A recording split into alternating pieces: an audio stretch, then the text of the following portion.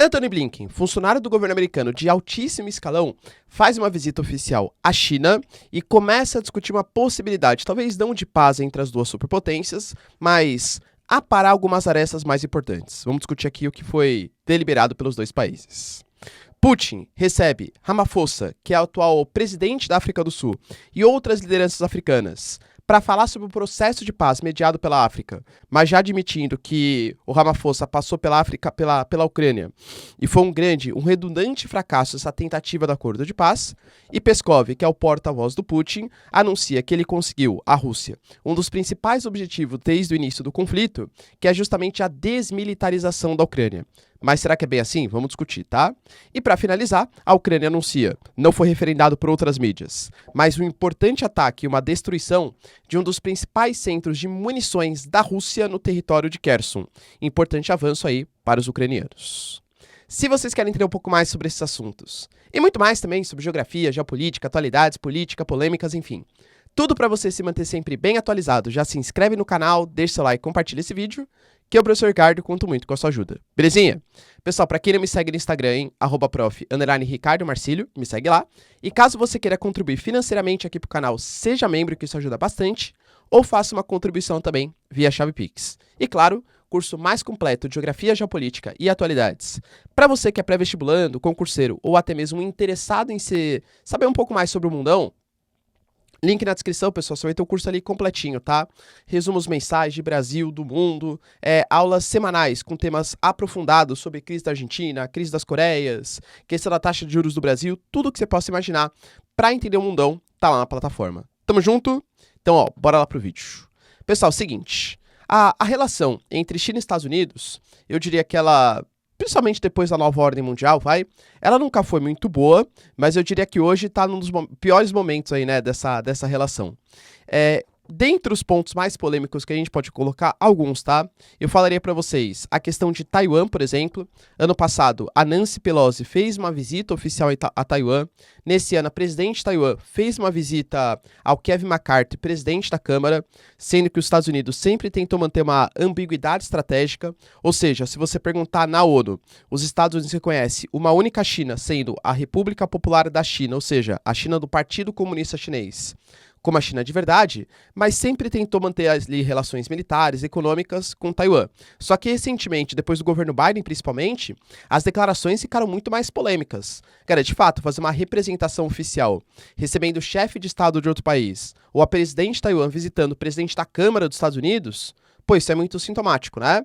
Então a questão em Taiwan, ela tá assim, num limiar muito perigoso. Tem a questão do Mar da China Meridional, uma região que a China alega que pertence a toda ela, mas tem países como Vietnã, Brunei, Filipinas principalmente, que alegam que merecem também um pouco, pelo menos a sua zona econômica exclusiva, e os americanos estabelecendo relações militares e geoestratégicas também com alguns países locais, principalmente com as Filipinas, e inclusive recentemente a gente teve entreveios aí entre caças, entre navios, por exemplo, chineses e americanos. Cara, algum tipo de colisão, algum tipo de, entre aspas, acidente, pode culminar numa guerra no Mar da China Meridional. Inclusive tem aula na plataforma, tá? Completinha ali sobre uma das regiões mais estratégicas do mundo. E também a questão das sanções americanas, né? Os bloqueios aos chips, aos semicondutores, aos equipamentos 5G, por exemplo. A União Europeia, pressionada pelos Estados Unidos também, galera, rejeitando, né, que Huawei e outras empresas chinesas atuem, acusadas de espionagem. E não que eu não acho que a comunicação chinesa pratique espionagem. Mas a gente sabe que, né, a Google, o Facebook, né, o Instagram, o WhatsApp, galera, todas são empresas muito idôneas que não têm relação com o Estado americano, né? A gente sabe disso, né? Tô brincando, claro. Galera, enfim, tá? Mas a questão não é muita preocupação com quem faz espionagem. Aliás, se faz espionagem ou não. Mas sim quem está fazendo essa espionagem, tá? Esteja bem claro isso. E nesse caso, pessoal, os chineses, eles estão sofrendo uma série de boicotes e também estão partindo para cima geopoliticamente, né? Do Japão, de outros territórios ali. Por isso, a visita do Antony Blinken ela é muito estratégica para tentar parar um pouco as arestas entre duas das maiores potências, talvez as duas maiores potências, pelo menos econômicas, geopolíticas, internacionais, tá? É a primeira vez, pessoal, desde o início do governo Biden, que um membro de alto escalão faz a visita à China. A gente ainda não teve reunião entre o Biden, aliás, entre o Blinken e o Xi Jinping, ou Blinken, membros mais importantes. Mas, por enquanto, nas reuniões não trouxe grandes consequências, mas tanto os Estados Unidos quanto a China estão colocando que vai ser um momento proveitoso para talvez tentar tirar algum acordo importante, vai? Vamos colocar assim. Lembrando, pessoal, que o Blinken, ele faria a visita oficial à China, só que a gente teve um incidente com um balão, aliás, com vários balões, vocês se lembram, né? E acabou sendo cancelada a viagem, claro. E também na reunião do G20 em Bali, quando rolou na Indonésia, também você teve um pequeno encontro ali entre o Xi Jinping e o Biden, mas nada suficiente para dar conta de questões geopolíticas estratégicas mais importantes. Como eu disse para vocês no vídeo de ontem, o Ramaphosa, presidente da África do Sul, liderou uma série de outros membros, como por exemplo da Zâmbia, enfim, para fazer uma visita primeiro à Ucrânia para discutir um processo de paz e depois iria à Rússia, assim como de fato chegou. Na Ucrânia, pessoal, eu diria que assim, a notícia foi péssima, mas já era de se esperar mesmo, tá? Enquanto o Ramaphosa, presidente da África do Sul, falava que era necessário desacelerar os dois lados para estabelecer um processo de paz, o Zelensky disse que ele considera lamentável essa posição, visto que não dá para negociar um processo de paz, sendo que a Rússia invadiu territórios ucranianos. Então só é possível considerar algum tipo de paz quando a Rússia tirar as suas tropas. Lembrando que a Rússia acabou de marcar eleições para Donetsk, Lugansk, Zaporizhia, Kherson e além da Crimeia. Ou seja, se você marca eleições, você está referendando que aquele território de fato é seu. Eu não vejo, pessoal, pelo menos em curto prazo, enquanto não avançar um pouco mais essa contraofensiva, ou com vitória dos russos ou dos ucranianos, vamos ver o que o futuro aguarda aí, né, o que o futuro reserva, uma possibilidade de paz, tá? Porque os dois lados eles estão muito, mas muito distante da possibilidade de um acordo. O Ramaphosa, galera, quando chegou à Rússia, falou praticamente a mesma coisa, né? Que ele pede, por favor, para que o Putin desacelere, para que pare com os ataques, etc. Assim como também pediu para a Ucrânia. Uma posição meio tipo Brasilzão, né? Uma posição meio em cima do muro. Lembrando que o Ramaphosa, hoje, ele geopoliticamente está mais próximo do eixo BRICS. A África do Sul faz parte dos BRICS, tá? Principalmente pelos investimentos chineses e por uma relação mais próxima também com a Rússia de Putin, tá? O Putin respondeu. Ele falou que a culpa dessa possibilidade de falta de acordo, etc. não é a culpa da Rússia, óbvio, né, pessoal, que vai falar isso, tá? Assim como o Zelensky também falou, a Rússia também fala, um fica colocando o outro lado como culpado, e falou, inclusive, que ele aceita fazer negociações, mas que, por exemplo, o que causou todo esse problema foi o que ele chama, né, de golpe de 2014, quando a gente teve a tirada de um governo mais pró-Rússia para a entrada de um governo mais pró-União Europeia, que o Putin considera como uma revolução colorida, ou seja, financiado por mídias ocidentais, por movimentos ocidentais, com armas ocidentais, que tirou um governo legitimamente eleito e colocou um governo mais pró-União Europeia, e a partir daí os russos na Ucrânia começaram a ser atacados. E aí, pela ligação histórica, étnica e cultural, segundo a Rússia, tá? Que existe principalmente na porção em Donbás, ele se sentiu obrigado a defender as posições tanto na Crimeia como em Donbás. Ou seja, a culpa é dos russos, dos ucranianos, perdão, e do Ocidente. Inclusive falou sobre o Acordo de Minsk. O Acordo de Minsk foi uma tentativa de estabelecer uma paz, né?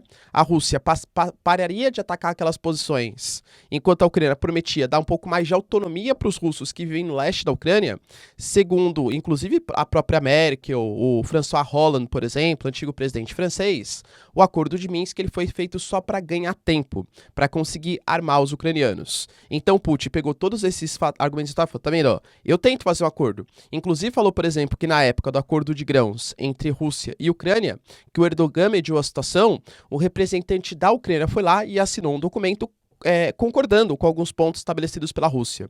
Só que daí o que ele chama de o fantoche do Ocidente, né, que é o Zelensky, ele negou, ele vetou qualquer tipo de acordo com a Rússia enquanto a Rússia ocupasse os territórios. Ou seja, o Putin fala que quem não quer negociar são os ucranianos. Só claro, né, pessoal, de novo, não tem bonzinho na geopolítica internacional. Então vamos negociar. O Putin ele aceita ceder, por exemplo, Zaporizhia, Kherson, Lugansk, Donetsk, territórios invadidos, em troca de uma suposta neutralidade, ou ele quer que todos os territórios continuem pertencentes à Rússia? Claro, cada um vai defender o seu próprio lado, né? Ele falou, por exemplo, das acusações de separar crianças dos seus pais, que inclusive foi um dos motivos que fez ele ser colocado como criminoso de guerra pelo Tribunal Penal Internacional. Ele falou que isso não é verdade, que ele só estava salvando crianças de zonas de guerra, de zonas de instabilidade, e que as crianças elas estão disponíveis a qualquer momento a voltar para os seus pais. Não é uma questão de cárcere. Pelo menos não segundo o Putin. Não sei exatamente como funcionaria essa logística para a devolução, das crianças para os seus pais. Mas ele alega que não é uma prisão. Eles estão liberados para voltar a hora que eles bem entenderem, tá? E falou também da questão do preço dos alimentos. Porque a gente tem o Ocidente, o próprio Papa, né, colocando que a Rússia estava usando como arma de guerra a questão dos alimentos, visto que existem muitos cereais, trigo, etc., produzidos tanto na Rússia como também na Ucrânia. E a guerra impossibilitou a exportação e aumentou o preço dos mesmos. O Putin deixou bem claro que, na verdade, isso é mais uma desculpa utilizada pelo Ocidente, porque esse aumento do preço dos alimentos ele foi causado porque, segundo Putin, de maneira injustificável, os países ocidentais eles aumentaram demais a produção de papel moeda, aumentaram demais a importação de alimentos em um momento de crise da cadeia produtiva internacional. Então eles monopolizaram a compra de alimentos, vamos colocar assim, e faltou alimento no mundo, fazendo com que tivesse uma inflação, o aumento do preço dos alimentos que prejudicou principalmente os países mais pobres. Lembrando, pessoal, que o Peskov já falou, o Lavrov já falou e o Putin já falou que o acordo de grãos entre Rússia e Ucrânia não será renovado.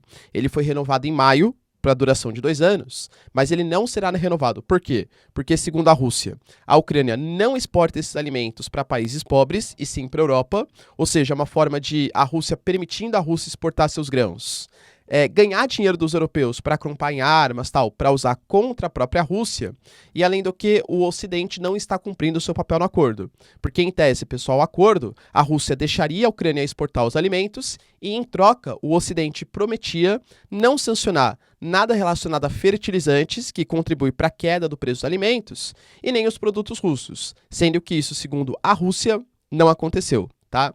Inclusive, o Putin falou que ele se mostra disposto a negociar diretamente com os africanos e, quem sabe, até estabelecer algum tipo de exportação gratuita de alguns produtos. Como a forma, claro, né, pessoal, geopolítica, tá? Tentar se aproximar dos africanos e estabelecer uma boa relação com um continente que é cada vez mais importante geopoliticamente. Lembrando, pessoal, que o Brasil, né, vai assumir a presidência do G20 e muito possivelmente o Lula anunciou que a União Africana vai ser convidado para ser um membro efetivo do G20. Vai começar a participar como uma organização, né, no G20, e está sendo cogitado até, por que não, na reforma do Conselho de Segurança da ONU, que já foi comentado até pela Rússia e também pelos Estados Unidos. O Peskov deu uma declaração polêmica, assim, só finalizando, né? Ou seja, pessoal, na prática, para que serviu a comitiva africana? Pelo que eu falei para vocês que ia servir. Para nada. O Putin foi lá e criticou o Zelensky e falou que, olha, eu aceito negociar, o que não quer são os ucranianos. Só que, claro, sob as bases da Rússia, né? E a Ucrânia falou que não aceita começar nenhum tipo de conversação enquanto não tirar as tropas. Por isso que eu falo, pessoal, pelo menos por enquanto não tivermos posições mais importantes, ou de avanço dos ucranianos, ou de avanço dos russos, os dois lados estão confiantes. A Ucrânia que vai continuar recebendo armamento e que a Rússia vai conseguir se defender. Por que alguém faria um acordo de paz cedendo para o seu inimigo? Não faz sentido geoestrategicamente nesse momento, infelizmente, tá? O Peskov, que é o porta-voz do Putin, deu declarações importantes no sentido de falar que um dos objetivos do início do contra-ataque, aliás, da ofensiva da Rússia, da operação militar especial, da guerra, da invasão, né, da Rússia à Ucrânia, foi atingido, que é a desmilitarização do país. Ele falou que se fosse pegar a Ucrânia de 1 ano e meio atrás, ela era muito mais poderosa que a Ucrânia de hoje. Então, os objetivos eles foram cumpridos. Deixando bem claro que se não fosse com a ajuda do Ocidente, a Ucrânia não teria e não sobreviveria.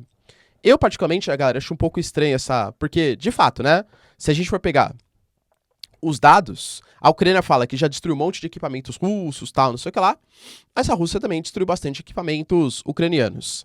Talvez, hein, galera, equipamentos ucranianos, da Ucrânia mesmo, né, não tenha sobrado muita coisa. Mas se a gente considerar que o que a OTAN cede para a Ucrânia é da Ucrânia, visto que é uma cessão de equipamentos, falar que desmilitarizou talvez não seja a melhor questão, hein? Cara, convenhamos, a Ucrânia antes não tinha tanques, agora tem. A Ucrânia antes tinha poucos caças, Por mais que os F-16 não tenham chegado ainda, galera, você tem o MiG-29 e tal, entende? A Ucrânia tem o HIMARS, tem Patriot, pouquinho, mas tem, percebe? Então, tá um pouco... Claro que assim, não é da Ucrânia, mas se a OTAN cedeu, é da Ucrânia, entende? Então o Peskov, ele quis de novo, né, colocar que uns objetivos foi cumprido, mas acho que é muito mais questão de propaganda propriamente do que qualquer outra questão. E para finalizar, galera, falar um pouquinho também sobre uma aparente vitória dos ucranianos. Isso não foi referendado por nenhuma mídia russa, que não confirmou, e nenhuma mídia, assim, ocidental colocou ela como fonte primária. Colocou, na verdade, o representante da região de Odessa como porta-voz dessa informação. Inclusive com ele compartilhando algumas imagens, tá? Que um dos principais reservatórios de munições da Rússia no território invadido pela Ucrânia, ele foi destruído. Tô falando, pessoal, de Henichesk, na porção de Kherson, uma área mais ao sul de Kherson ali, tá? Que aparentemente foi uma vitória dos ucranianos. Cara, a gente teve o Shoigu, por exemplo, em uma visita recente aí, anunciando que a Rússia precisava sim de mais tanques. O Putin mesmo reconheceu no Fórum de São Petersburgo, Fórum Econômico, que a Rússia percebeu algumas fragilidades, principalmente na questão de defesa contra drones e tal. Então, com isso, com a destruição de munições, você acha que abala um pouco essa defesa da Rússia? Deixa aí nos comentários, pessoal, quero saber a opinião de vocês. No mais, se vocês curtiram o vídeo, tamo junto, beijos, abraços e tchau, tchau.